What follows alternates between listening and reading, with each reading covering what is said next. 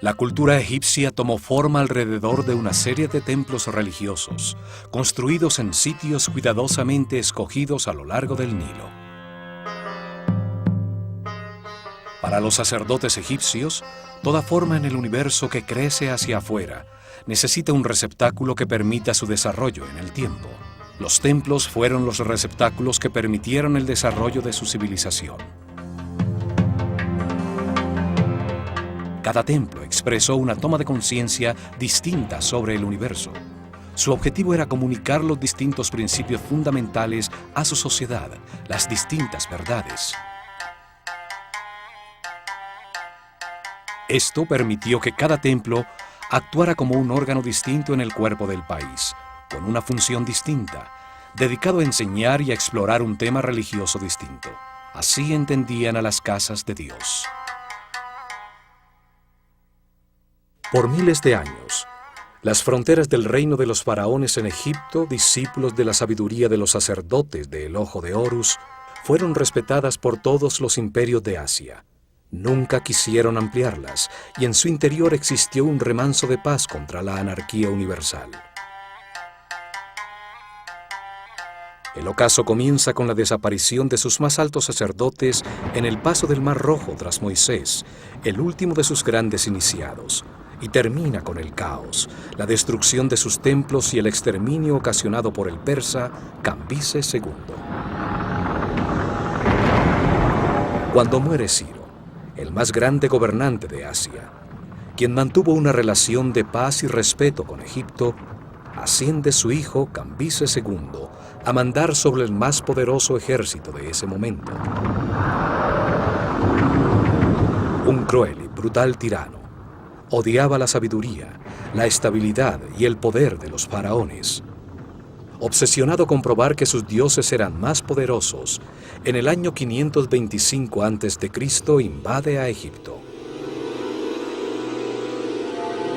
Asesina a Psaméticus III, el último faraón nacido legítimamente en estas tierras, y a la mayoría de los sacerdotes de la escuela de misterios de El Ojo de Horus.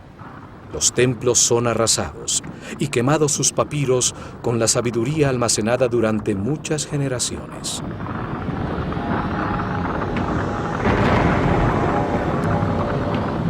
El conocimiento se había convertido en oscuridad y la otrora sabiduría egipcia desaparece con sus altos sacerdotes. Cambises II establece un cruel vasallaje que duraría 200 años, hasta la llegada en el año 332 a.C. de Alejandro el Grande, quien es recibido como un salvador por los egipcios. Alejandro ordena la reconstrucción de sus templos, y a su muerte, Ptolomeo I, uno de sus generales, dio comienzo a las dinastías ptolemaicas que reinarían por casi 300 años. El templo dedicado a Hathor, que ya existía en Déndera desde el año 5400 a.C., fue reconstruido por los reyes macedonios como un método piadoso para legitimizar su poder.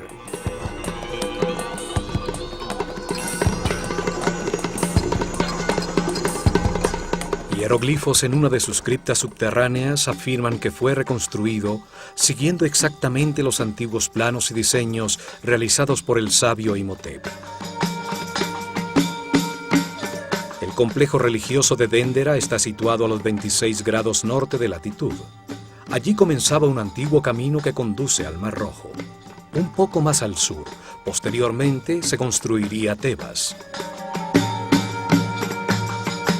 En los albores de su civilización, en la noche estrellada de un solsticio de verano, en un terreno sobre el Nilo cuidadosamente escogido por su relación con las estrellas, se realizó una ceremonia llamada Putzer. El faraón de Egipto y el sumo sacerdote de la escuela de misterios de El Ojo de Horus, rodeados por todo su pueblo, encontraron en el cielo un grupo de estrellas sobre el polo norte del planeta. Ellos la llamaron la constelación de Tuaret, y su símbolo era una madre hipopótama de color rojo. En nuestros tiempos, a ese mismo grupo de estrellas lo llamamos Draconis, y su símbolo es una serpiente dragón. La más brillante de todas era Alfa Draconis, la estrella que en esa época se ubicaba exactamente sobre el eje de giro del planeta, y que 4.320 años después fue reemplazada por Polaris, la que guía actualmente a nuestros navegantes.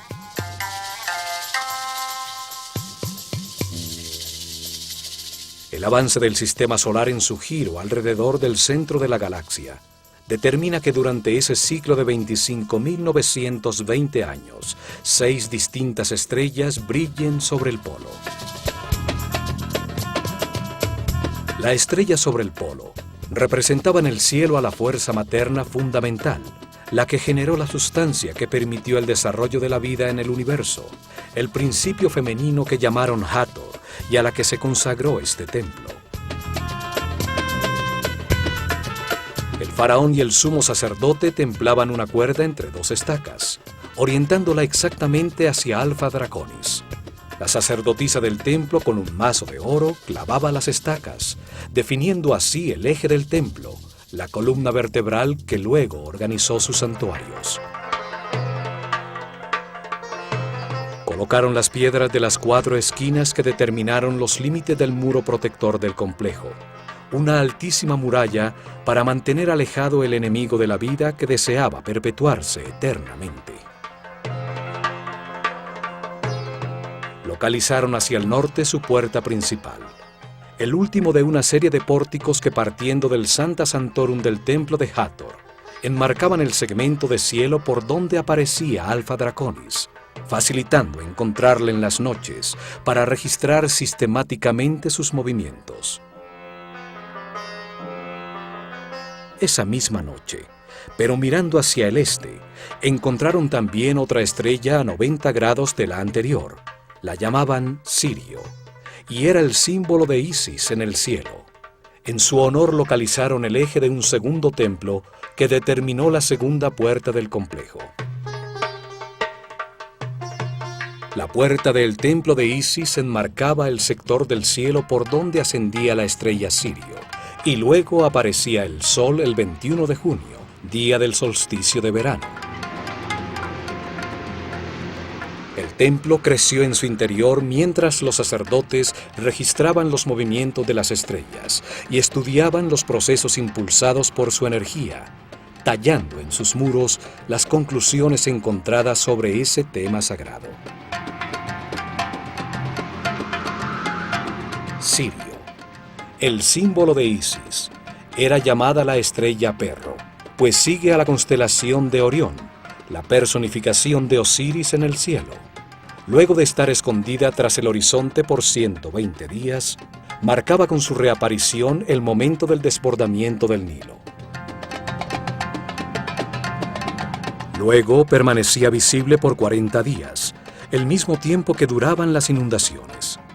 Esta correspondencia hizo que Sirio se volviera muy importante para la vida del país, que dividía su año en 3 estaciones, llamadas tetrámenes, determinadas por el desbordamiento del Nilo.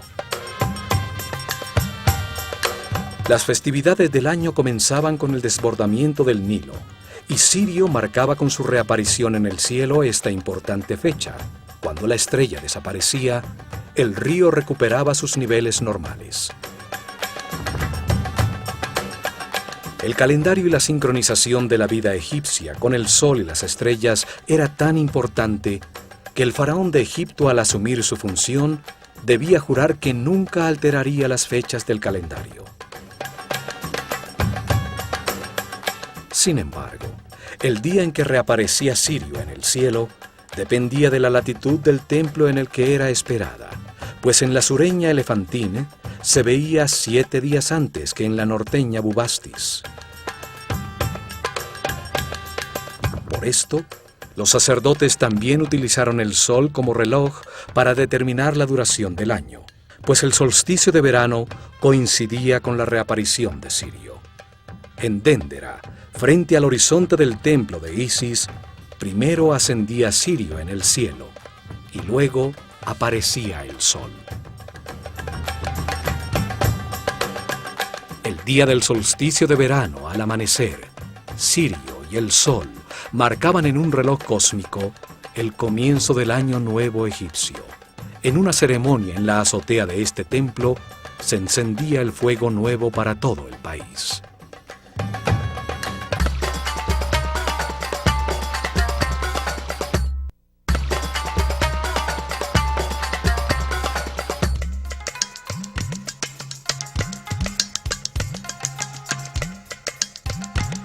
Para entrar a Déndera, hay que atravesar una serie de construcciones realizadas por los romanos durante los reinos de los emperadores Trajano y Domitiano.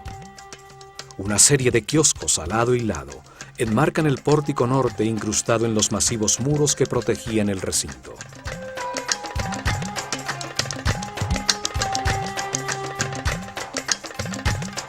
Al atravesar el pórtico aparece al fondo, con su eje principal orientado hacia el norte, la fachada con las 6 columnas jatóricas del imponente templo principal, dedicado al estudio de las estrellas. Muy cerca, a la entrada del complejo, se encuentra una capilla dedicada al nacimiento de Horus, construida por los romanos durante el reinado del emperador Augusto. Allí se celebraba el momento de la iluminación, cuando Isis tiene simbólicamente el hijo de Osiris. En sus muros están talladas las escenas de amor de Isis y Osiris, el nacimiento y la presentación del niño, y la escena de este en la rueda de alfarería cuando Dios le da su forma material.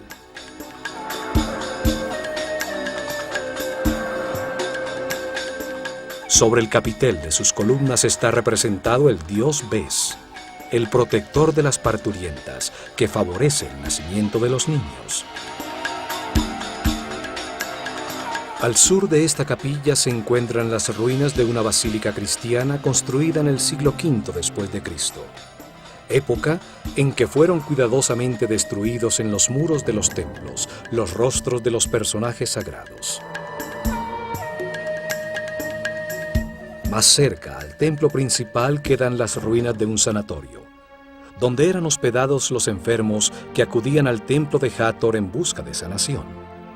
Los sacerdotes del templo utilizaban sus conocimientos de medicina para ayudar al pueblo en el plano material. Hathor, la fuerza femenina multiplicadora de la vida, era reverenciada como una figura compasiva. El pueblo atravesaba grandes distancias para orar en su templo, bañarse en sus piscinas sagradas y recibir las medicinas y cuidados que necesitaban. El complejo de Déndera podía albergar miles de personas, y en el interior de sus muros existieron otra serie de construcciones que albergaban panaderías, cervecerías, cocinas, almacenes, graneros, las habitaciones de los sacerdotes e iniciados en cientos de bóvedas parecidas a estas frente al Rameseo en Tebas. Alrededor de sus muros exteriores, el pueblo construyó sus casas, dando lugar a un polo de desarrollo bajo el cuidado de los guardianes del conocimiento, los sacerdotes del Ojo de Horus. El diseño de la fachada del templo de Hathor es distinto al del tradicional templo egipcio, pues sus columnas frontales están unidas hasta media altura por unos muros profusamente decorados.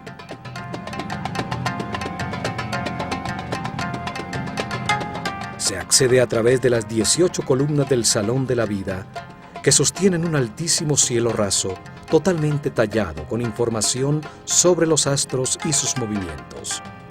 La bóveda de los cielos, sostenida simbólicamente por las columnas de Hathor.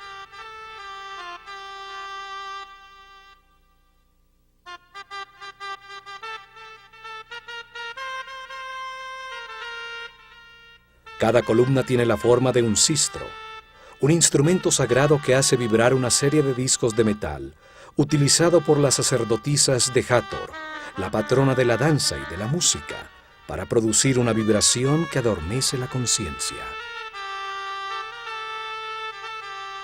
En lo alto, el capitel está formado por 4 rostros tallados de Hathor, cada uno mirando hacia un punto cardinal, simbolizando que su fuerza se siente en todas partes del mundo. Sus ojos de serpiente y sus oídos de vaca, el símbolo de la maternidad y la nutrición, producen una imagen casi extraterrestre, asociada en innumerables leyendas al planeta Venus.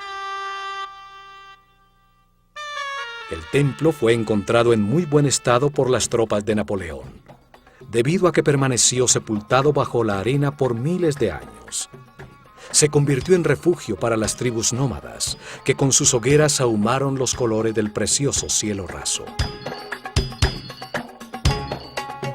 En el cielo raso de este gran salón, los últimos sacerdotes de Dendera tallaron las tablas astronómicas que aún conservaban, producidas por varias generaciones de sacerdotes, para impedir que este conocimiento desapareciera para siempre. Todas las constelaciones que forman los signos del zodíaco aparecen representadas en sus barcas simbólicas, con imágenes de Nut, el símbolo de los cielos, que devoraba todas las noches el disco solar para parirlo nuevamente al amanecer. Los sacerdotes deciden transcribir en los muros de estos templos algunos papiros importantes como los registros astronómicos, que se salvaron de la destrucción de Cambises con el fin de preservarlos para las generaciones futuras.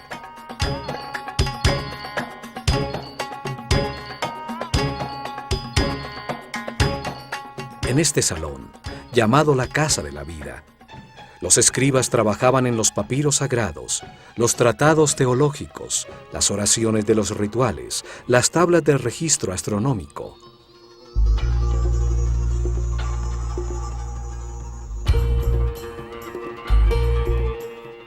El arte, la teología, la magia, la astronomía y la medicina se enseñaron a los discípulos de la Escuela de Misterios en este gran salón.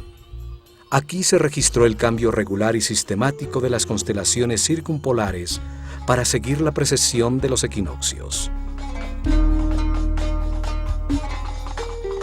Al cruzar el altísimo salón, se llega al Salón de las Apariciones, una cámara más baja soportada por 6 columnas, donde aparecía desde la penumbra de su santuario la brillante estatua dorada de la diosa Hathor al salir para las ceremonias religiosas y procesiones. En su parte superior se encuentran las capillas dedicadas a Osiris, el símbolo del proceso de perfeccionamiento que vive todo ser humano a través de la reencarnación, para transmutar en muchas vidas su animalidad original y convertirse en un superhombre. Una de las capillas tiene el famoso zodíaco de Dendera, que ilustra cómo este proceso ocurre mientras el sistema solar da un giro alrededor de la galaxia, y la otra ilustra el mito de Osiris. Alrededor de este salón se encuentran los 6 salones de los rituales diarios. El primero guardaba los objetos dedicados al culto. El salón de la purificación, que tiene una puerta que conduce al lago sagrado, era utilizado al amanecer por los sacerdotes en sus rituales de limpieza. Los templos tenían un lago sagrado, excavado hasta llegar al nivel freático de la zona, forrado en piedra y con una serie de escaleras que permiten a los sacerdotes introducirse en el agua para purificarse antes de comenzar su servicio en el templo. En el siguiente se organizaban los oficios. Conducía al corredor de acceso a la escalera de caracol que llega a la azotea del templo, utilizada por las noches en los registros de la bóveda celeste. Del lado izquierdo, el salón del fondo comunicaba con el exterior para recibir las ofrendas que todos los días realizaba el pueblo creyente a sus guías espirituales. Las viandas y animales dedicados al sacrificio eran almacenadas y preparadas en las otras 2 cámaras. Desde el Salón de las Apariciones se llega al corredor de las 2 escaleras del templo. A la derecha, La simbólica escalera de caracol utilizada para subir la procesión con el santuario portable, la barca de oro con la figura de Hathor hasta la terraza a esperar la aparición del sol en el solsticio de verano. Simboliza a la escalera de la luz, cada vuelta o vida más arriba en la escala de la conciencia, la materia que se remonta hacia el espíritu.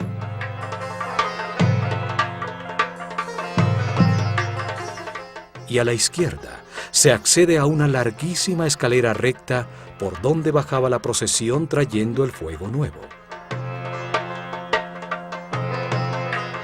La recta escalera que simboliza el espíritu que desciende nuevamente a la tierra para condensarse en la materia, con el objeto de vivir experiencias que le permitan comprender el universo.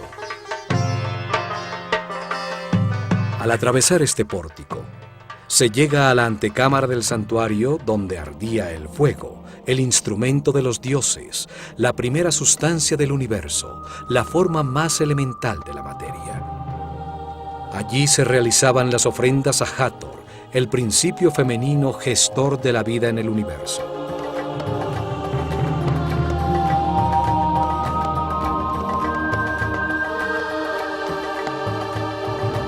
A la izquierda de este salón estaba la capilla donde se guardaba la barca de oro, el santuario portátil que era el símbolo del movimiento físico del disco solar.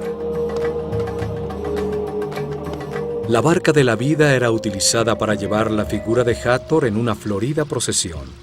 El día de luna nueva, el tercer mes de verano, en el Festival del Bello Encuentro, por el Nilo hasta el cercano templo de Horus en Edfu.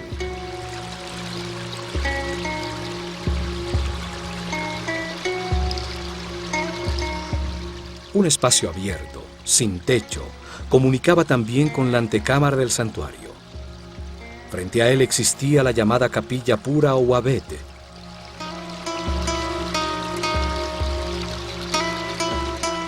A este espacio abierto eran sacadas las figuras simbólicas para que renovaran sus fuerzas al recargarse con la energía del sol. A medida que entramos más profundamente, el templo se hace más oscuro, los techos más bajos y las puertas más estrechas. El piso se eleva para enmarcar claramente desde el santuario a la estrella Alfa Draconis sobre las cabezas de los asistentes a las ceremonias. Y por fin, en lo más profundo del templo, sobre su eje principal, se llegaba a su corazón, su espacio más sagrado, el hogar de Hathor, su figura de oro, la carne simbólica de los dioses, con sus ojos de piedras semipreciosas, permanecía cerrada en un pequeño tabernáculo. Aquí solo podían entrar el faraón y los más altos sacerdotes de la escuela de misterios del Ojo de Horus, después de una intensa ceremonia de purificación con agua.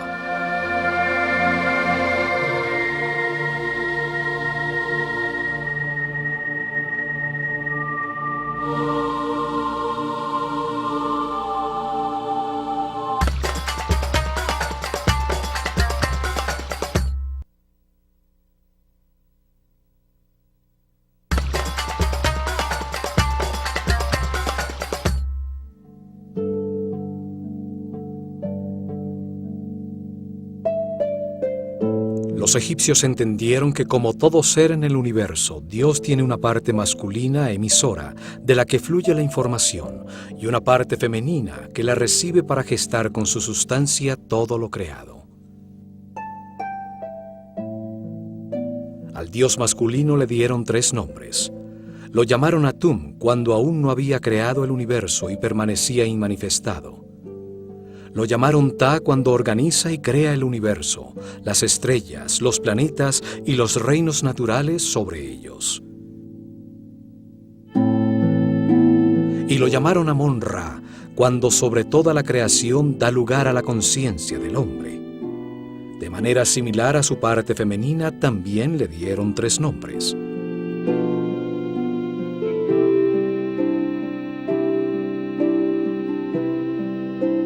La llamaron Nun, cuando era una sola sustancia homogénea, virginal, sin forma, en estado de perfecto equilibrio, el líquido amniótico del universo inmanifestado. La llamaron Sekhmet cuando se polariza en dos fuerzas opuestas que la transforman en una sustancia radiante, en fuego, un principio multiplicador en movimiento que gesta a Nefertum, el universo que reconcilia y armoniza temporalmente a las fuerzas opuestas. El fuego produce el movimiento, el tiempo, el espacio y su intensidad que coagula. Produce los estados sucesivos de la materia, el aire, el agua, la tierra y por último la fuerza de la vida, representada por Hathor, la sustancia que gesta y multiplica las conciencias que experimentan el espacio-tiempo. Y la llamaron Mut, cuando gesta a las cuatro fuerzas que impulsan la conciencia evolucionante del hombre. Las cuatro fuerzas son Osiris, Isis, Set y Neptis. Entendiendo así a Hathor, ella es la barca de la vida, la barca de la luz, representa el amor, la gran matriz de las conciencias del universo, la barca del norte que contiene el principio de toda la naturaleza. Aquí, en su tabernáculo, Hathor, la fuerza de la vida, recibía las oraciones de quienes querían prolongarla o sanarla. Alrededor de su Santa Santorum, accediendo por un corredor perimetral contra los muros exteriores del templo, había una serie de capillas, espacios sagrados dedicados a todas estas fuerzas fundamentales. Estas capillas eran localizadas desde el exterior por las tallas de sus símbolos sagrados en el muro exterior del templo, y permitían que el pueblo que no podía entrar, allí solo entraban los sacerdotes y los iniciados, orara y pidiera ayuda a las fuerzas fundamentales del universo. A la derecha de la capilla del oído de Hathor, dos capillas comunicadas estaban dedicadas a la adoración del único Dios, el creador de la conciencia del hombre, el que está en todas partes, Amón-Ra, con sus símbolos también tallados en el muro exterior. Las dos capillas comunicadas de la izquierda contenían las figuras que simbolizaban a las fuerzas fundamentales del Bajo Egipto, todas en relación con Hathor y su instrumento musical, el sistro. 4 santuarios a la derecha dedicados a Horus, a Sokar, a Isis y por último uno dedicado al gnomo de Déndera, el patrono o santo de la zona de Egipto donde se encontraba el templo. Había otra capilla que contenía el collar de Menat, un collar utilizado por el sumo sacerdote en las ceremonias y procesiones, con 4 figuras de Hathor, cada una con un trono simbólico encima. Los 4 tronos representaban a los poderes supremos del universo: el amor, la sabiduría, la fuerza infinita de la voluntad divina y la armonía. Bajo el piso de estos espacios existía una serie de criptas donde se almacenaban los elementos más sagrados, las pieles escritas y papiros más secretos concernientes a la revelación de este templo.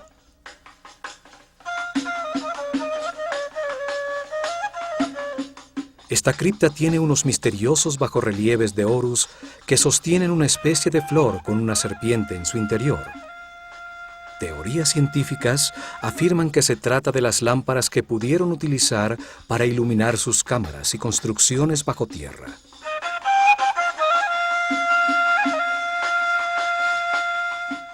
Al ascender por la escalera recta, se llega a la azotea, el espacio dedicado al registro de la bóveda celeste. En la esquina suroeste de la terraza se encuentra el kiosco donde los sacerdotes esperaban la aparición de las estrellas y la salida del sol en el nuevo año, que encendía con sus rayos el fuego nuevo.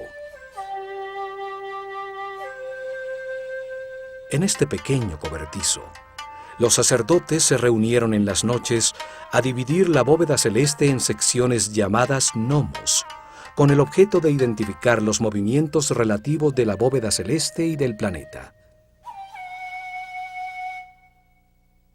Los sacerdotes de Déndera eran llamados los Kabirim, los medidores del cielo.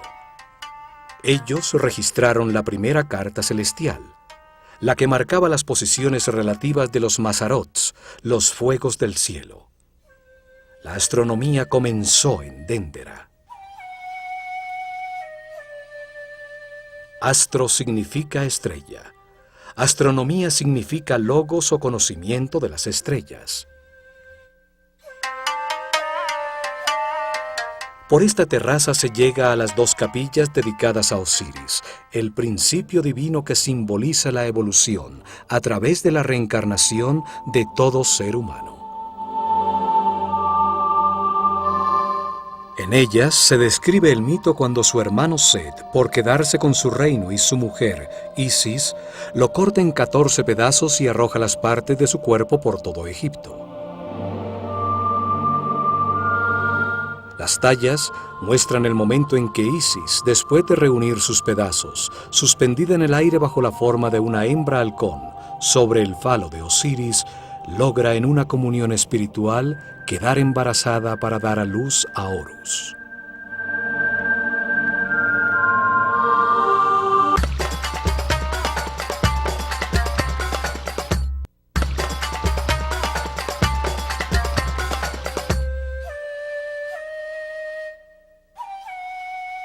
En el cielo raso de la segunda capilla se encuentra el llamado zodíaco de Déndera, una inmensa losa de piedra con una talla de la bóveda celeste alrededor del polo norte, como se veía en el año 700 a.C.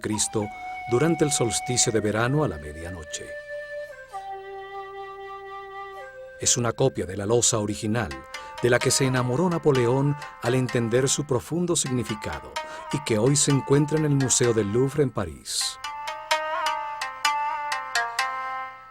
En una capilla como esta, en este mismo sitio, durante miles de años, los sacerdotes de El Ojo de Horus estuvieron actualizando periódicamente sobre un papiro un mapa de los cielos como este. Cada solsticio de verano, año tras año, por miles de años, marcaban la posición relativa del sistema solar y de la Tierra. Los sacerdotes sobrevivientes al persa Cambises II tallaron en la piedra para la posteridad un grafismo que se salvó de la destrucción con una de las últimas actualizaciones al mapa celestial, como se veía en el año 700 a.C., durante el reinado del faraón Taharqa en la dinastía 25. La bóveda celeste es sostenida por 8 figuras arrodilladas de Horus y 4 figuras femeninas de Isis. Un círculo de hieroglifos une esta simétrica disposición. En su momento, la bóveda celeste estaba pintada de azul, resaltando las simbólicas figuras. Las varas sagradas de 4 figuras marcan un punto cerca del centro de la bóveda. Saturno, el padre de los planetas, Júpiter, Marte y Osiris, que representan a la constelación de Orión, con su estrella compañera Sirio, la personificación de Isis en el cielo. Señalan al océano de Tuaret, la madre hipopótama con cola de cocodrilo y patas de león, que preside la bóveda celeste y que representa a la constelación que hoy llamamos Draco, en la que brillaba la estrella Alfa Draconis, exactamente sobre el eje de giro del planeta. El eje del templo está orientado 71.5 grados hacia el noreste, para enmarcar en sus pórticos el segmento de cielo donde aparecía la estrella polar Alpha Draconis, que en la bóveda aparece sobre el seno de la hipopótama.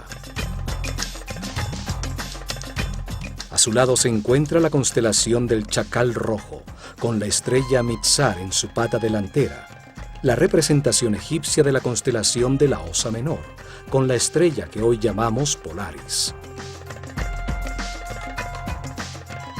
Alpha Draconis sobre el seno de Tuaret está fuera del punto central de la bóveda, marcando el desequilibrio necesario para que exista el movimiento elíptico del universo, que hará que sobre el eje del planeta se sitúe la estrella Polaris, la que está en todo el centro de la bóveda. La estrella polar, alrededor de la cual parece girar la bóveda celeste, era muy importante para los egipcios, pues representa la energía sobre el eje de giro del planeta, sobre su columna vertebral, la que organiza los órganos de todo ser vivo, desde un insecto, un hombre o un planeta.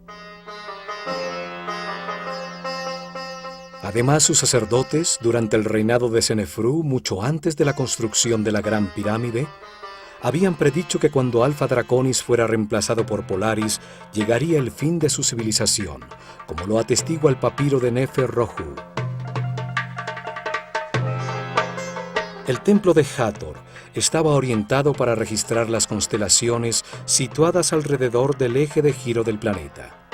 Las 6 constelaciones circumpolares, cuya energía afecta al planeta mucho más tiempo y más directamente que las constelaciones zodiacales.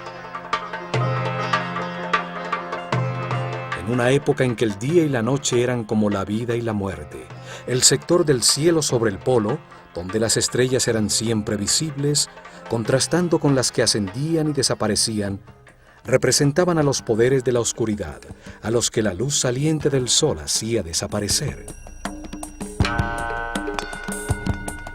La oscuridad inicial, la madre oscuridad, el espacio vacío, el caos, era representado por esta hipopótama roja. Los hipopótamos al salir del agua exudan un líquido rojo. El agua del Nilo, al desbordarse y quedar sobre la tierra, se volvía roja debido al óxido de hierro. El rojo simboliza la fuente materna. A su lado se reconocen las otras constelaciones circumpolares, como la constelación de la Pata con su estrella Mesquet, hoy llamada constelación Cefeus con su estrella Alfirc, y la constelación de Hércules. Desde la estrella sobre el polo dividieron el cielo a su alrededor en 12 sectores principales de 30 grados cada uno.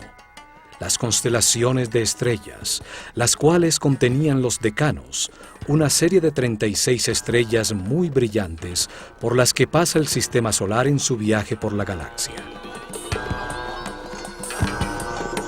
El sistema solar y el hombre, al atravesar cada uno de los 12 sectores en los que agruparon a las estrellas, recibían una influencia energética distinta que impulsaba en los espíritus encarnados en cada momento un proceso distinto de perfeccionamiento.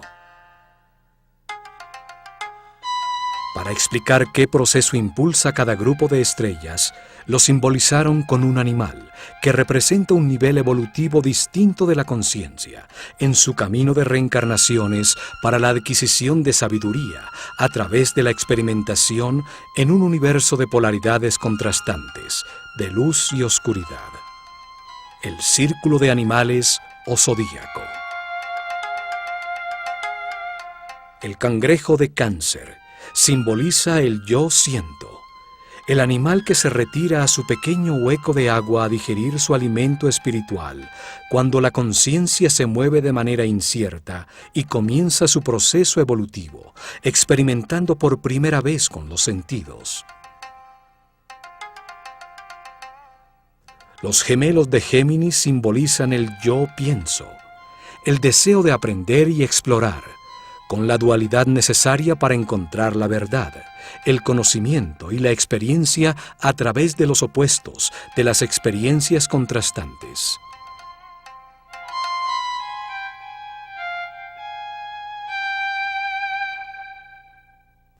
El toro de Tauro despierta la maternidad de las hembras, impulsa los procesos con el yo tengo, las posesiones materiales, la raíz que permite a la tierra recibir el poder de la vida para dar semilla, la fertilidad. El carnero de Aries representa la toma de conciencia de su ser, el yo soy, la fuerza que resiste las durezas de la vida y convierte la roca en cristal, la materia que se domina a sí misma y se vuelve transparente. Es el poder procreativo que pone la vida en movimiento, la primavera. Los peces de Piscis impulsan los procesos con el yo creo, con el sistema de creencias adquirido. Es cuando se sumerge en la inconsciencia para buscar el origen de sus palabras y acciones. En Acuario la conciencia irradia los conocimientos verificados y adquiridos por Géminis. Lleva el agua de las altas frecuencias del libre espíritu a los más remotos mundos, simbolizando el yo sé. Capricornio utiliza esos conocimientos adquiridos simbolizando el yo uso para concentrar la materia hasta que se vuelve transparente. En la era de Sagitario, el yo veo, la conciencia evolucionante ya es un ser que ha crecido más allá de su naturaleza animal. El centauro con su conciencia dirigida a lo divino. Es el poder espiritual del pensamiento, la sabiduría de la edad. Escorpión simboliza el yo deseo. Es el animal que se puede matar a sí mismo con su propio veneno. Una era donde se viven experiencias para entender que el universo es perfecto y que todo lo que se necesita para ser feliz se tiene, que no hay que desear nada. La balanza de Libra simboliza el yo equilibrio.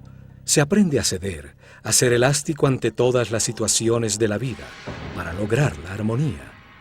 Todas las experiencias son medidas, se conserva solo lo valioso.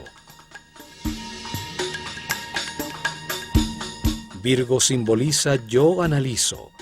Es cuando se recoge la cosecha, la maternidad del universo, y se viven procesos para aprender a no reaccionar, a pensar antes de hablar.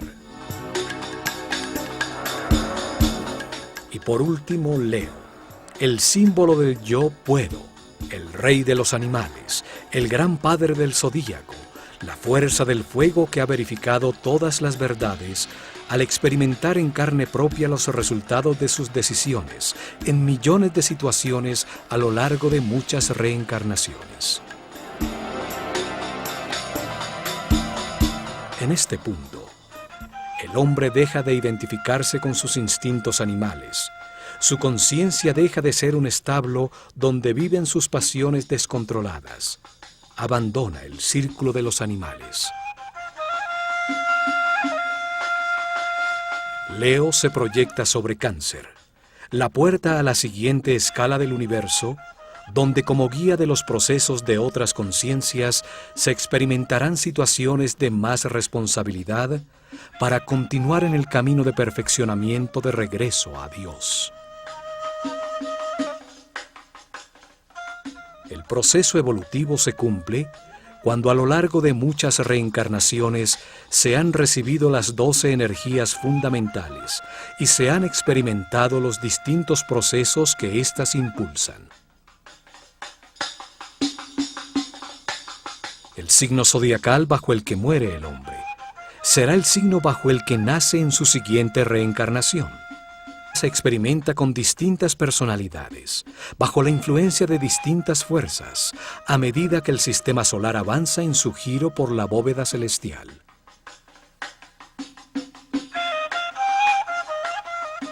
Hoy conocemos este giro con el nombre de precesión de los equinoccios, pero no entendemos su profundo significado en nuestro propio proceso evolutivo. Para Occidente no existe el perfeccionamiento espiritual como un proceso de muchas reencarnaciones. Este mapa celestial prueba los conocimientos astronómicos y filosóficos de los sacerdotes de la escuela de El Ojo de Horus, y que entendieron la vida en el universo como un proceso diseñado por Dios para convertir un animal ignorante en un superhombre sabio. Subiendo por una escalera de peldaños en cantilever contra un muro profusamente tallado con hieroglifos, se asciende a la terraza superior del templo. Allí aún se conservan las hendiduras que soportaban los instrumentos utilizados por los sacerdotes para registrar adecuadamente los movimientos de los astros. El templo de Hathor registraba los movimientos de las estrellas polares y allí siguieron el cambio de Alfa Draconis, que en el año 4320 a.C. brillaba sobre el polo norte por Polaris, la estrella que hoy guía a nuestros navegantes. En esta terraza, en muchos solsticios de verano, se realizaron las ceremonias para recibir el Año Nuevo egipcio, cuando la barca de Hathor, el principio multiplicador de las conciencias que vienen a experimentar en el espacio-tiempo, subía a la azotea. Allí, los primeros rayos del sol, que anunció Sirio al reaparecer en el horizonte, prendían el fuego nuevo, la fuerza que puso en movimiento al universo, generando un sitio donde la conciencia aprendiera el significado del amor, gracias a la existencia del miedo.